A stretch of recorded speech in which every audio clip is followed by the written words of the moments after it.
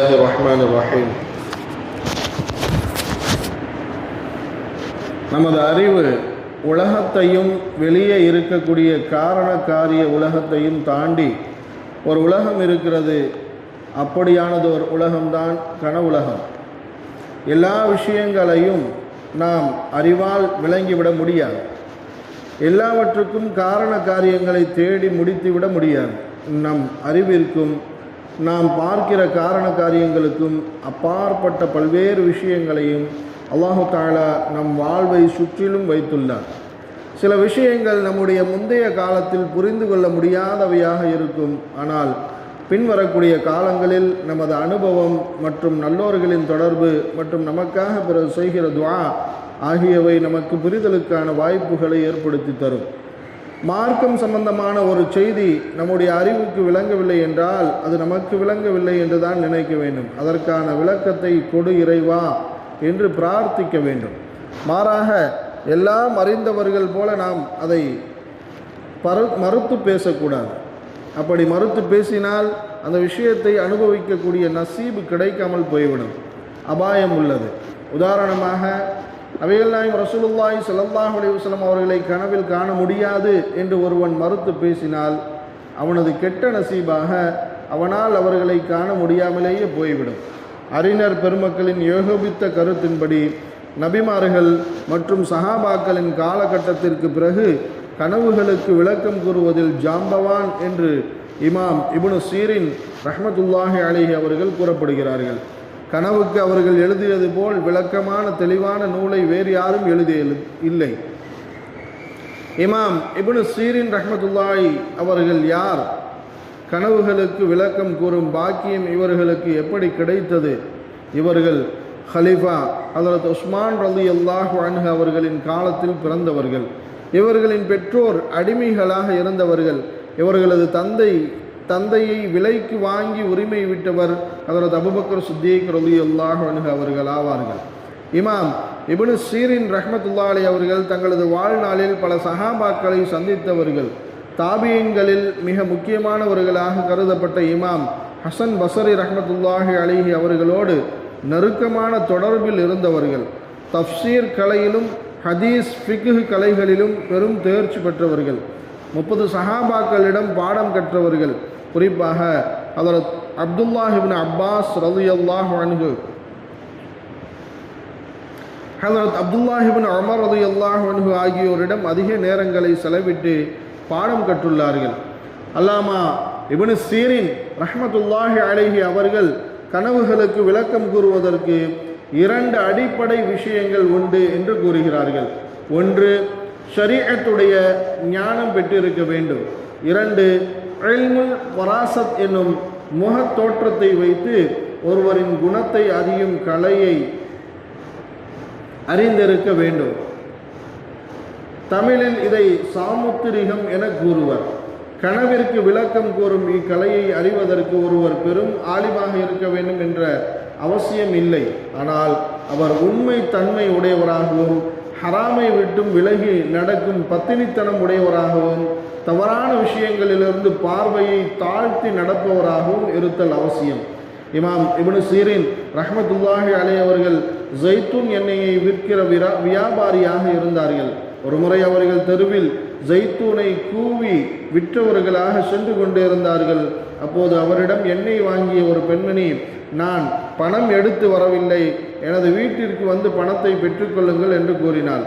அதன்படியே பணம் பெறுவதற்காக அவளது வீட்டிற்கு சென்றார்கள் இமாம் அவர்கள் வீட்டினுள் நுழைந்ததும் அந்த பெண் தனது வீட்டின் கதவை உட்புறமாக தாளிட்டுவிட்டு இமாம் அவர்களை தவறான செயலுக்கு அழைத்தாள். எனது இச்சைக்கு உடன்படாவிட்டால் என்னிடம் தவறாக நடக்க முயன்றதாக வெளியே செய்தி பரப்புவேன் என்று பயமுறுத்தினாள்.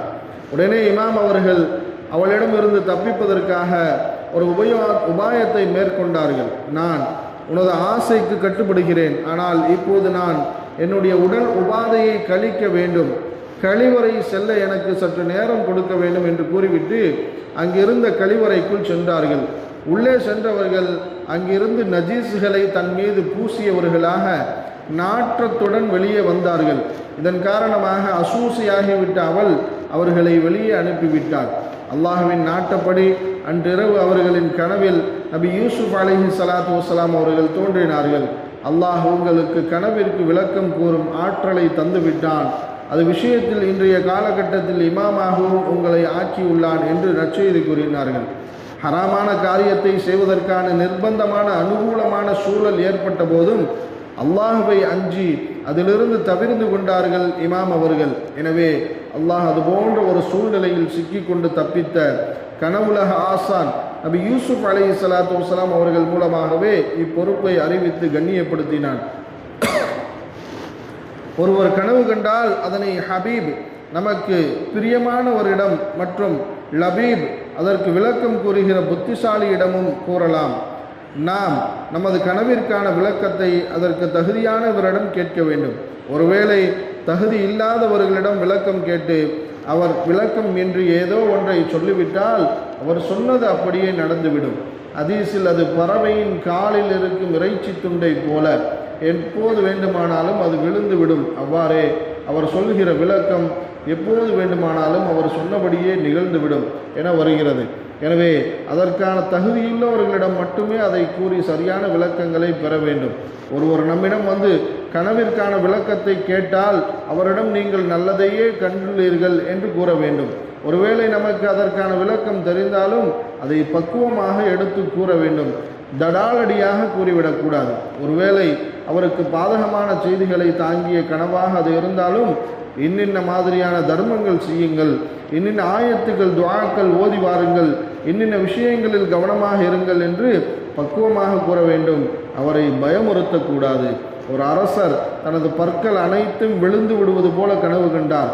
கனவுக்கு விளக்கம் அளிக்கும் ஒருவரை அழைத்து அதற்கான விளக்கம் கேட்டார். அதற்கு அவர், உங்களுக்கு முன்பாகவே உங்களது உறவினர்கள் அனைவரும் இறந்து போய்விடுவார்கள், நீங்கள் தனிமையில் ஆகிவிடுவீர்கள் என்று அமங்கலமான வார்த்தைகளை கொண்டு விளக்கம் கூறினார். கனவிற்கு விளக்கம் கூறும் இன்னொருவரை அழைத்து அரசர் அவரிடமும் விளக்கம் கேட்டார். அவர், உங்கள் உறவினர்களுக்கு பிறகும் நீங்கள் நீடூழி வாழ்வீர்கள் என்று மங்களகரமான வார்த்தைகளால் கூறினார். இரண்டு விளக்கமும் ஒன்றுதான், ஆனால் கூறிய முறைகள் வெவ்வேறு. இதுபோன்ற பக்குவமான வார்த்தைகளைத்தான் கனவுக்கு விளக்கம் கூறுபவர்கள் பயன்படுத்த வேண்டும். முன்பொரு முறை என்னிடம் ஒருவர் வந்து அவரது கனவுக்கு விளக்கம் கேட்டார். நான் இமாம் அவர்களின் கிதாபிலிருந்து அதற்கான விளக்கத்தை தேடினேன். ஆனால் அது அவருக்கு சற்று பாதகமான விளக்கமாக இருந்தது. அவரது ஒரு தவறை சுட்டி காட்டுவதாக அது இருந்தது. அவரிடம் அதை கூறுவதற்கு நான் தயங்கினேன். எனினும் அவரது வற்புறுத்தலுக்கு இணங்க நீங்கள் அல்லாஹ்விடம் அதிகம் தௌபா செய்ய வேண்டும், அதுதான் இதற்கான விளக்கம் என்று கூறினேன். எனினும் அந்த பதிலில் திருப்தியுறாத அவர் மறுபடியும் வற்புறுத்தி கேட்க, நீங்கள் செய்து வருகிற ஒரு குறிப்பிட்டதொரு தவறை அந்த கனவு சுட்டி காட்டுகிறது என்று அவரது தவறை குறிப்பிட்டு கூறினேன். உண்மையை அப்படியே கூறியதால் அவர் ஆச்சரியமடைந்தார். இறைவன் நாடினால் இந்நேரம் அவர் தனது தவறை சரி செய்து கொண்டிருப்பார்.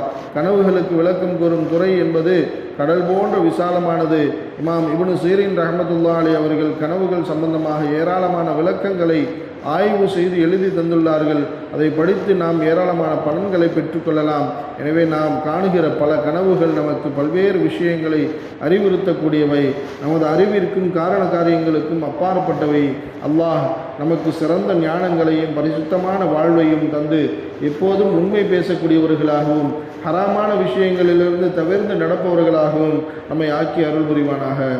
சுப்ஹானல்லாஹி வபிஹம்திஹி சுப்ஹானல்லாஹி வபிஹம்திஹி நஷ்ஹது அல்லா இலாஹா இல்லா அன்த நஸ்தக்ஃபிருக வ நத்தூபு இலைக்.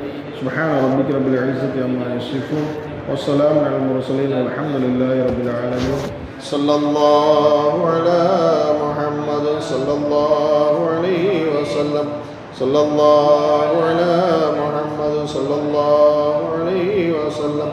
ஸல்லல்லாஹு அலா முஹம்மது யா ரப்பி ஸல்லி அலைஹி வஸல்லம்.